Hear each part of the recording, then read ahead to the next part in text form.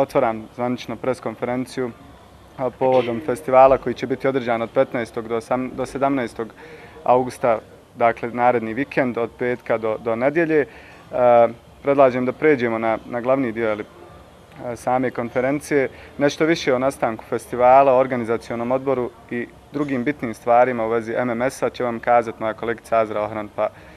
Dobar dan, moje ime je Azra Ohran, ja sam PR udruženja Setup. Želim da kažem nešto o Festivalu umjetnosti i kreacije koji se zove Many Men Show i svima je poznatiji kao MMS festival. To je festival koji je nastao u decembru 2012. godine i kreatori tog festivala su pojedinci, odnosno članovi iz udruženja građana Setup, to je Centar društvenih inicijativa. Želja je bila da se stvori tradicionalni visočki festival koji ima za cilj da promovira mlade aktiviste i mlade kreativce iz našeg grada, ali i iz okoline. Nakon što se stvorila baza za kreiranje ovog festivala, onda su mladi ljudi iz udruženja Setup odlučili da ostvare saradnju i sa drugim aktivnim udruženjima iz Visokog, te su pozvali ljude iz udruženja Damar omladine, iz udruženja Konfero, BBK Kulin Ban i iz udruženja Doktori i čarobnjaci da im se pridruže pri ostvarenju ove ideje. Prošle godine je centar održavanja ovog festivala bila hala KTK Visoko i bile su potrebne velike akcije, odnosno radovi kako bi se osposobila ta hala za održavanje ovog festivala. Volonteri MMS festivala su kroz čišćenje i pripremanje te lokacije uspjeli da stvore izuzetan ambijent koji je predstavljao izvrsno i novo mjesto za održavanje kulturnih i društvenih događaja u našem gradu, te su na taj način stvorili odličnu lokaciju za održavanje različitih manifestacija.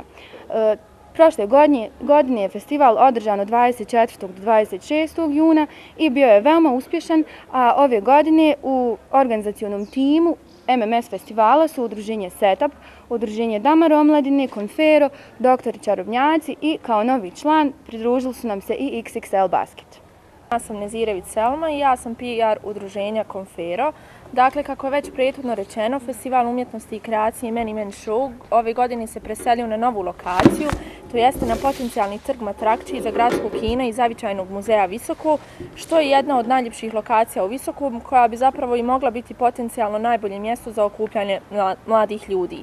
Ovogodišnja tema festivala je upravo naš trg zbog cilja udruženja okupljenih oko festivala da ovu lokaciju učine atraktivnom i prikažu javnosti njen ogroman potencijal.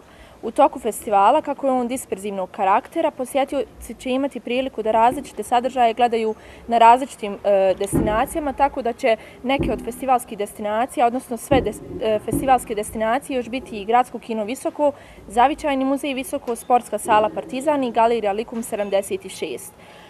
Što se tiče ovogodišnjeg programa festivala Many Men Show-a, donosimo mnogo zanimljivih događaja, kreativnosti i umjetnosti, te pored svega mnogo dobre zabave za sve posjetioce festivala. Za sve one koji zanima program festivala mogu potražiti na našoj oficijalnoj Facebook stranici Many Men Show, kao i kod svih naših medijskih partnera, dok će detaljan program festivala predstaviti moja kolegica Azra. U petak planiramo da 15. augusta 2014. godine napravimo zvanično otvorenje festivala Many Men Show.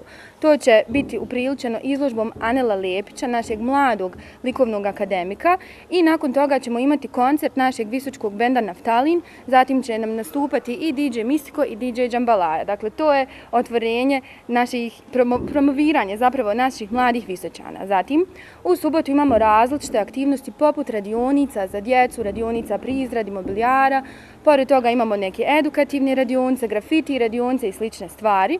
Nakon toga će biti će predstavljene različite izložbe i na kraju večeri kao headlineri bit će sarajevska grupa Underground, nama svima poznata, zatim nastupit će i Marshall Crew i DJ Eli.